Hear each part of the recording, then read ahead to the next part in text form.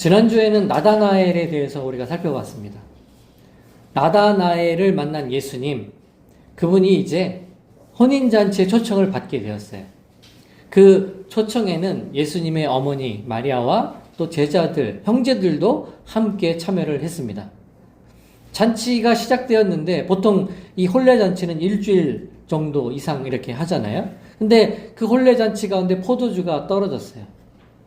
그때 예수님의 어머니께서 포도주가 떨어졌다고 예수님한테 얘기한 거예요. 그러면서 하인들에게 예수님이 뭐라고 하든 그 말대로 따라서 하라고 이야기를 하죠. 그때 예수님이 이제 보니까 그곳에 돌 항아리 6개가 있었어요. 근데 그 돌 항아리는 생각보다 규모가 큽니다. 보통 돌 항아리에는 2개 내지 3개의 통이 들어간다 그래요. 근데 그 통은 약 40리터 정도가 한 통이에요.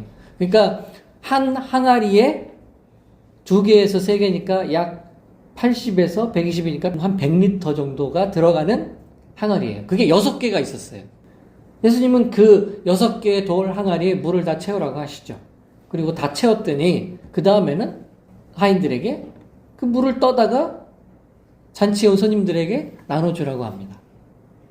근데 그 잔치에 온 사람들이 물이 포도주로 바뀐 이것을 맛보고 나서 아니 당신은 어떻게 이렇게 맛 좋은 포도주를 지금까지도 이렇게 내놓냐.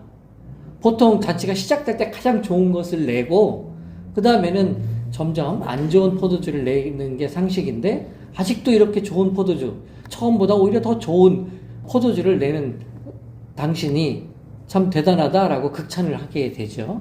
그 포도주에 대해서 극찬을 합니다. 그게 이제 예수님이 이적을 일으킨 요한복음에서는 기록하고 있는 7개의 이적 중에 첫 번째 이적이라고 지난주에도 잠깐 말씀드렸죠. 그거는 가나에서 있었습니다.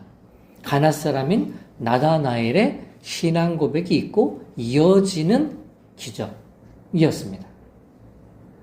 근데 그 기적이 있고 나서 예수님 일행은 가버나움으로 이동을 하게 돼요. 근데 그 가버나움에 오래 머물지는 않으셨습니다. 왜 그런지 13절을 보면 이렇게 말씀하고 있죠. 유대인의 유월절이 가까운지라 예수께서 예루살렘으로 올라가셨더니. 그러니까 유월절이 가까워졌다는 거예요. 유월절은 유대인들에게는 굉장히 큰 명절이죠. 어쩌면 가장 큰 명절이라고 할 수 있어요. 자신들의 민족이 구원받은 계기가 된 것을 기념하는 명절이니까. 그 명절이 가까워졌습니다. 그래서 여기 요한복음 2장에서는 가까워졌다라는 표현이 있고 마태복음, 마가복음, 누가복음 여기에서는 6월절에 예수님이 올라가셨다라는 표현으로 되어 있어요. 그래서 어떤 분은 예수님이 요 뒤에 우리가 다루고 있는 성전을 깨끗하게 하는 일에 대해서 2번 있었다라고 이야기를 하는 분도 있습니다. 그러나 명확하진 않은 것 같아요. 어쨌든 마태복음이나 마가복음, 누가복음은 6월절에 입성하셔서 예루살렘에 입성하셔서 성전을 정화시키는 일을 하셨고 요한복음은 6월절이 가까워졌을 때 예루살렘에 들어가셔서 성전 안에 들어가시게 된 것이죠. 14절에서 16절을 보면 이렇게 말씀합니다. 성전 안에서 소와 양과 비둘기 파는 사람들과 돈 바꾸는 사람들이 앉아 있는 것을 보시고 그들을 보시고 예수님이 하신 일이 노끈으로 책찍을 만들어서 그 성전 안에 있는 양과 소들을 다 내쫓아야 그리고는 돈 바꾸는 사람들의 그 상을 뒤엎습니다. 돈도 쏟아버리시고 그리고 비둘기 파는 사람들에게 사실은 비둘기 파는 사람들에게만 얘기한 게 아니죠. 비둘기도 희생제물로 드리게 되어 있었잖아요. 그 중에 하나를 이제 성전 안에서 공급해주고 있는 상인들이 있었는데 이러한 상인들과 사람들에게 이야기하시는데 다 가지고 나가라고 이야기하시면서 내 아버지의 집으로 장사하는 집을 만들지 말라 이렇게 이야기하십니다. 여러분 여기에서 소나 양을 파는 사람들, 비둘기를 파는 사람들이 나오죠. 이거는 첫 번째 성전에 가면 희생제물을 드리는 거잖아요. 그 희생제물을 흠 없는 것을 드려야 되잖아요. 그래서 아주 먼 곳에 있는 사람들은 양과 소를 가지고 오기가 너무 어렵죠. 오다가 다리를 다치거나 어디 상처를 입으면 드릴 수도 없고, 그러니까 성전에서 돈으로 그걸 사는 거예요. 그리고 그걸 또 파는 사람이 있었던 거죠. 문제는 그겁니다. 그런 희생제물을 팔고 사는데 제사장하고 결탁해요.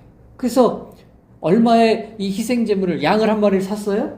근데 제사장이 보고 이거 흠이 있네, 못 받아 하는 거예요. 그러면 어쩔 수 없이 더 돈을 내고 더 비싼 양을 사야 되는 거죠.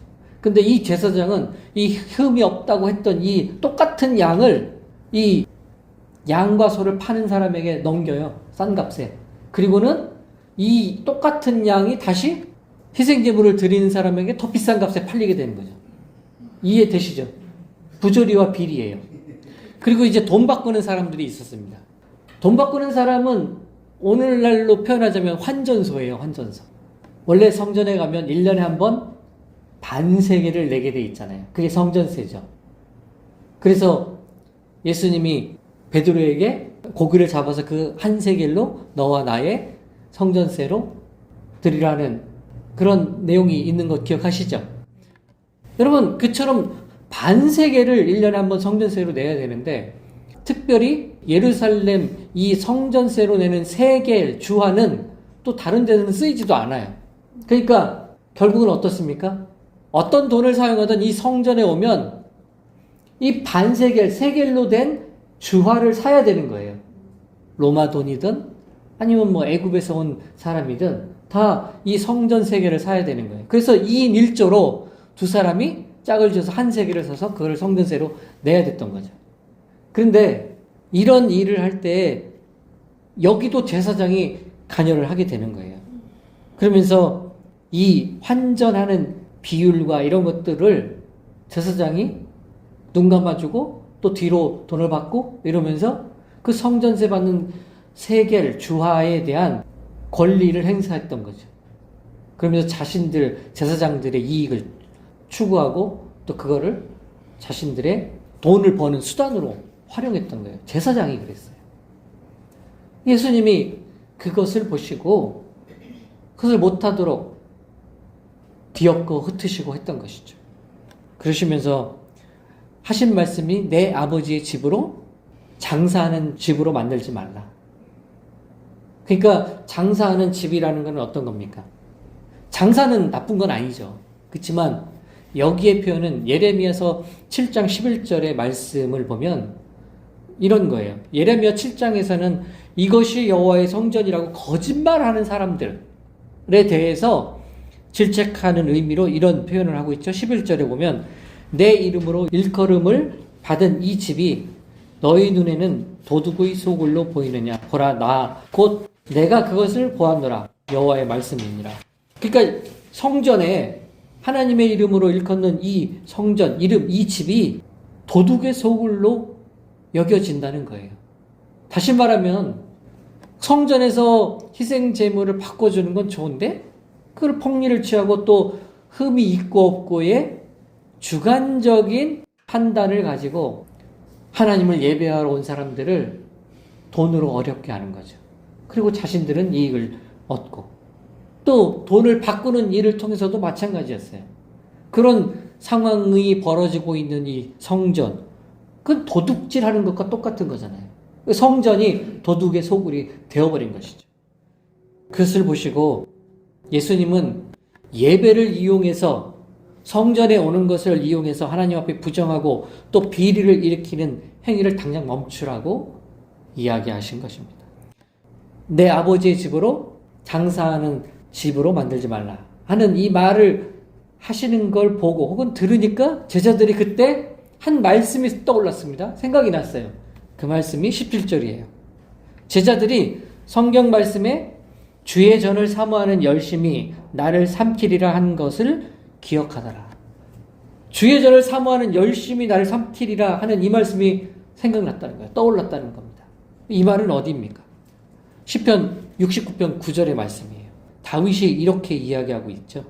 주의 집을 위하는 열성이 나를 삼키고. 삼킨다는 거는요, 예를 들면은 동물이 자신의 먹이를 먹어서 다 없어진 상태예요. 그러니까 다 먹어치워서 없어진 거예요. 그러니까 무슨 말입니까? 여호와 하나님의 집을 위하는 열심이 모든 걸 삼키고 아무것도 남지 않고 오직 열심만 남았다라는 거예요. 그러니까 열심밖에 없다는 거예요. 그런 표현입니다. 그러면 주의 집 성전을 향한 열성이 컸다라는 게 다윗의 노래인데 그런 다윗의 열성은 무엇이었을까요? 여러분, 다윗이 그토록 원했던 것 중에 하나, 그건 뭐였냐면 언약궤를요 예루살렘에 가지고 오는 거였습니다. 그래서 역대상 29장에 보면 이런 표현을 합니다. 그 언약궤를 가져와서 번제와 화목제를 드리고 또 백성들을 축복하는데 그 성전을 위해 얼마나 최선을 다했냐면 하나님의 성전을 위해 힘을 다하여 준비했다. 그리고 내 마음이 내 하나님의 성전을 사모했다. 다윗이 이야기한 거예요. 온 힘을 다해서 성전을 건축하기 위해 준비하고 또 내 마음, 자신의 마음을 다해 하나님의 성전을 사모했다. 그래서 그 사모한 만큼 성전을 짓기 위한 모든 재료들, 각종 재료들을 준비하고 뿐만 아니라 자신의 재물도 하나님께 헌물로 드리게 되는 거죠.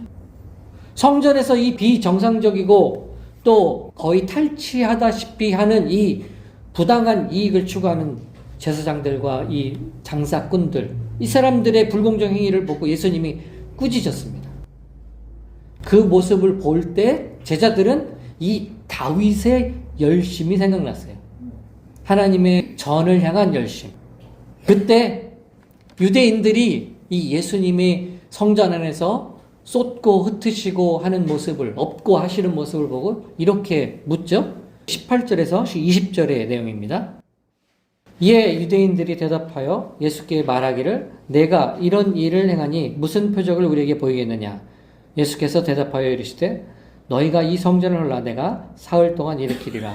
유대인들이 이르되 이 성전은 46년 동안 지었거늘 내가 3일 동안에 일으키겠느냐 하더라. 성전을 흩고 어지럽힌 이 일들을 보고 유대인들은 당신이 도대체 누군데 무슨 권위로 무슨 권한이 있어서 이렇게 하느냐.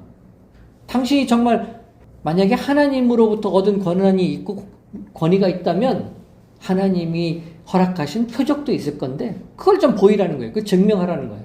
그러니까 단순히 하나님이 보내신 그 권위가 있음을 보이라는 게 아니에요. 이건 비웃는 거죠. 당신이 얼마나 잘나서 이 성전을 이렇게 망가뜨리고 있냐 라고 비웃으면서 하는 말이, 조롱하면서 하는 말이 표적을 보이라는 거였습니다.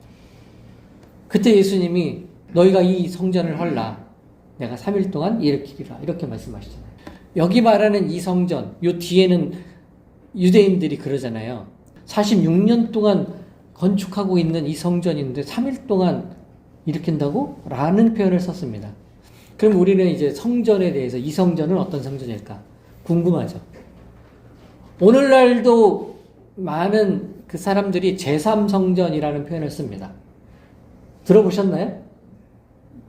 제3성전은 지금 팔레스타인 지역에 성전을 세우려고 하는 움직임들이고 그곳에 성전을 세 번째로 지어야 된다라는, 그래야 하나님의 때가 오고 하나님을 온전히 섬기는 일이 된다라는 이야기들을 하는 분들이죠. 여러분, 그러면 제1성전, 제2성전이 있을 거예요. 제1성전은 어떤 성전일까요?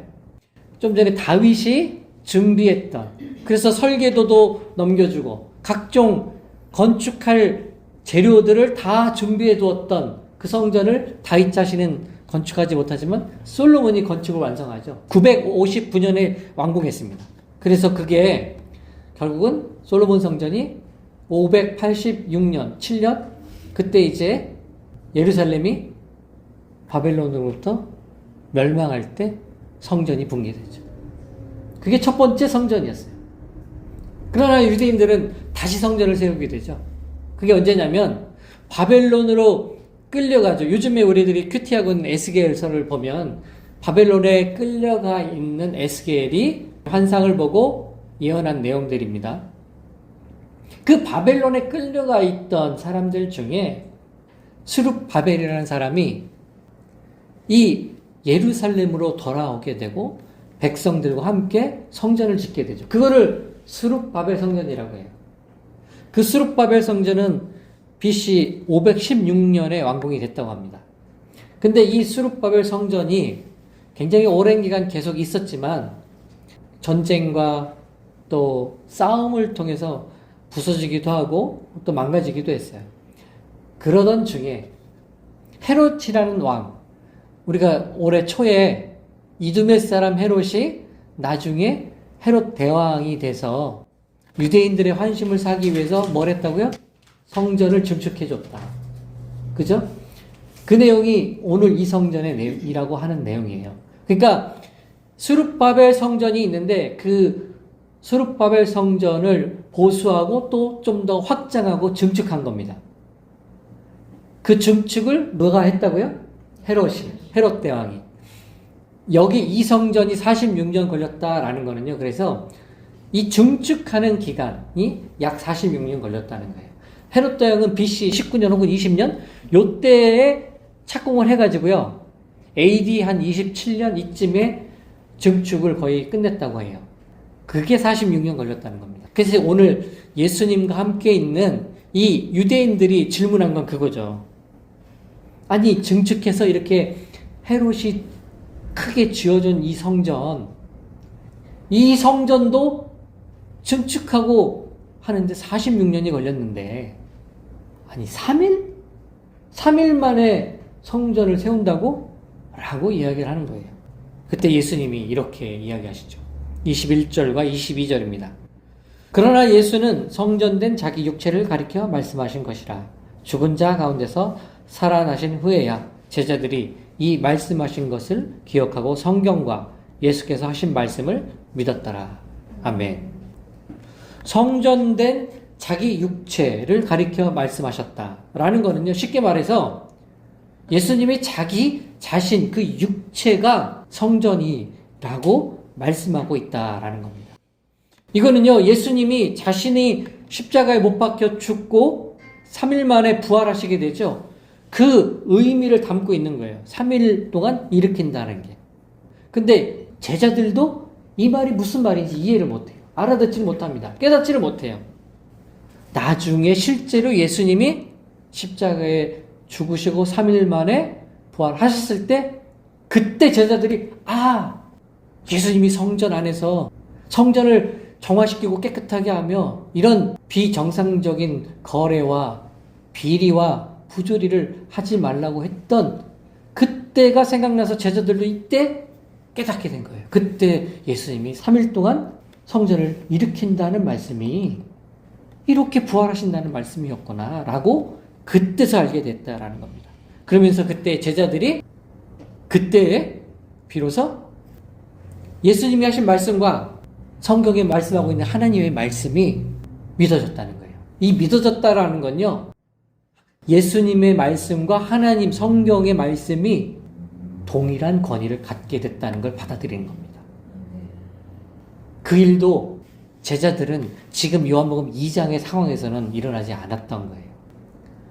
오늘 저희들이 쭉 살펴본 이 요한복음 2장의 성전을 정화시키는 장면은 여러분 예수님이 이렇게 하신 말씀이 있었죠?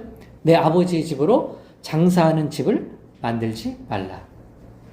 그 말을 들은 제자들은 주의 전을 사모하는 열심이 나를 삼키리라는 시편의 말씀이 기억났습니다. 그 열심은 다윗의 열심이었죠. 그런데 그 다윗의 열심을 지켜봤던 한 사람이 있었어요. 가까이에서 지켜봤습니다. 그것도 건물 위에서 창가로 내려봤어요. 누굴까요? 안에 있던 미갈이 다윗이 언약궤를 메고 예루살렘에 들어올 때 그 다윗이 춤추는 모습을 보았어요. 그리고는 속으로 다윗을 업신여겼습니다. 그 업신여김이 그냥 또 마음속으로만 한 게 아니라 표현을 했어요. 뭐라고 말을 했냐면요. 사무엘하 6장에 이렇게 기록하죠. 아니 기뻐하는 다윗의 그 모습을 보고 아내인 미갈이 이렇게 얘기했다니까요. 이스라엘의 왕인데 당신 정말 채통 없습니다. 아니 그 위엄을 다 버리고 어떻게 방탕한 자가 자기 몸을 드러낸 것처럼 계집종들이 있는데 그 앞에서 몸을 드러내고 있습니까? 라고 이야기를 한 거예요. 방탕한 자가 자기 몸을 드러낸다. 방탕한 자, 그러니까 음욕의 눈이 멀어서 옷도 다 훌라후당 벗어버리고 그 음욕에 빠져 있는 사람이 하는 것처럼 다윗이 그랬다는 거예요. 여러분 그 표현이 아주 지나친 표현이죠. 미쳤다는 겁니다. 아내인 미갈이 다윗을 보고 한 표현이에요. 당신 미쳤어? 어떻게 길거리에서 옷을 다 벗고 그렇게 춤을 춰? 라고 이야기한 거예요.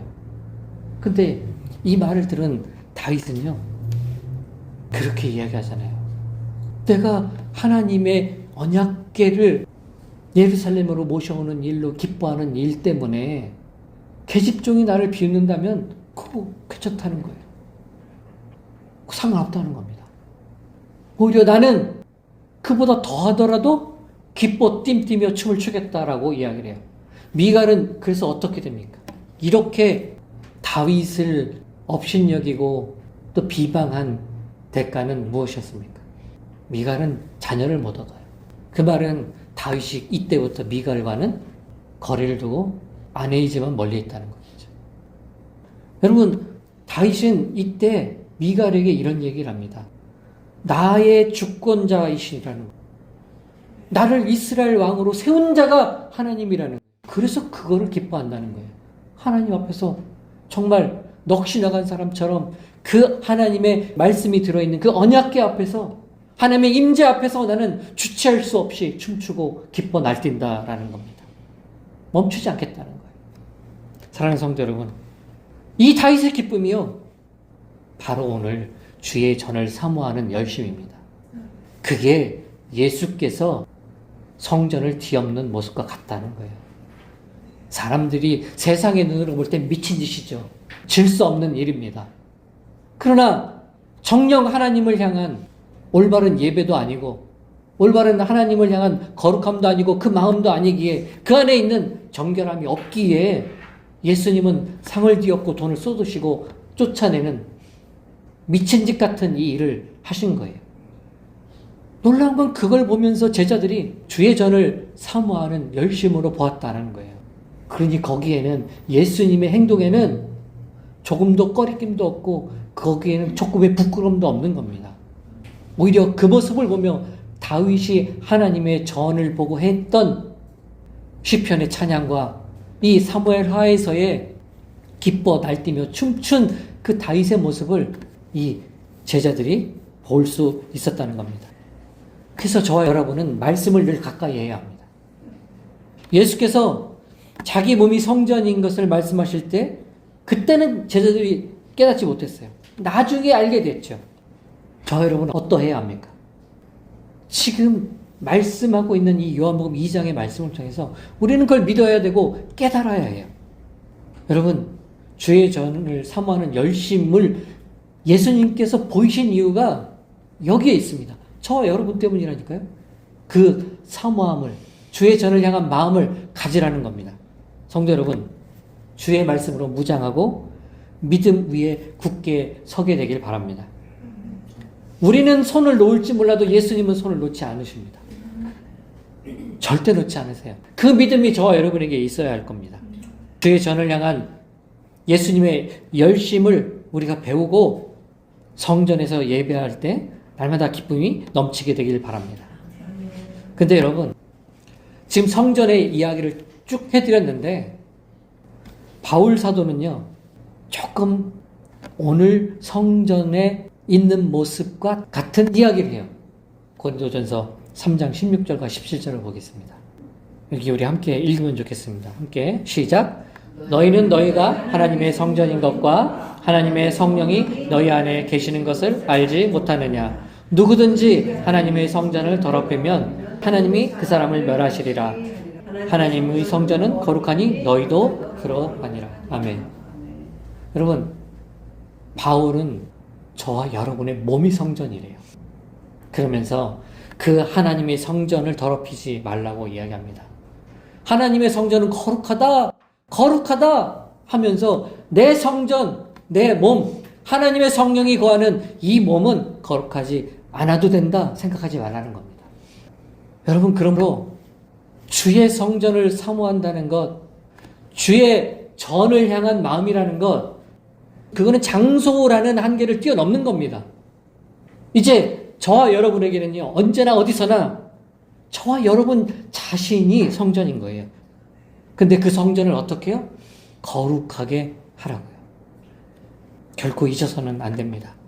성전인 우리가 거룩하기 위해서는 오늘 예수님께서 성전을 깨끗하게 하기 위해서 그 부조리와 비리를 없애라고, 멈추라고 다 쏟아 엎으셨잖아요. 다 내쫓으셨잖아요.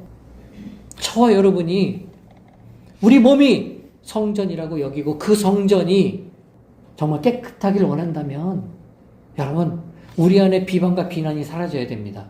여러분, 우리 안에 교만이 없어져야 돼요. 우리 안에 거짓과 속임수를 가지려고 하는 마음이 들어올 때마다 쫓아내야 되는 겁니다. 여러분, 그걸 어떻게 할 수 있습니까? 말씀이에요. 그래서 말씀을 가까이 해야 되는 겁니다. 여러분, 저 자신을 비롯해 여러분에게 부탁합니다. 유튜브나 TV 너무 많이 보지 마십시오. 저도 유튜브 많이 보거든요. 그러나 저도 이 말씀 가운데 저에게도 다짐하고 여러분에게도 결단하자고 이야기하는 거예요. 아예 보지 말라고 말씀드리는 게 아니라 줄이십시오. 말씀을 가까이 하세요. 그리고 주님께 감사하고 그 찬양하는 노래로 우리를 채워야 하는 줄 믿습니다. 그래야 성전인 우리 몸이 깨끗해진다니까요. 우리 안에 있는 비방과 거짓과 교만이 쏟아져 나가고 엎어지는 겁니다. 말씀의 교훈과 감사와 찬양이 우리를 변화시킬 줄 믿습니다. 주의 전을 사모하는 열심, 주의 전을 향한 그 열심은요, 오늘 요한복음 2장에서는 예수님이 직접 보이셨어요. 바로 저 여러분 자신의 몸이라고요. 그 몸을 향한 열심입니다. 여러분, 열심을 내시기 바랍니다. 우리 몸을 정결하게 할 수 있도록 열심을 내는 저 여러분 되길 바랍니다. 죄를 깨달았으면 회개하고 돌이켜 예배의 자리로 나가고 그 주의 전에 오는 것을 기뻐하며 감사하고 또 주를 노래함이 행복함이 되는 저 여러분이 되어야 할 줄 믿습니다. 그 기쁨이 이번 한 주간 저와 여러분을 새롭게 역사하실 하나님의 은혜로 가득가득 채워지게 될 것을 바라고 우리 주 예수 그리스도의 이름으로 축복합니다. 기도하겠습니다.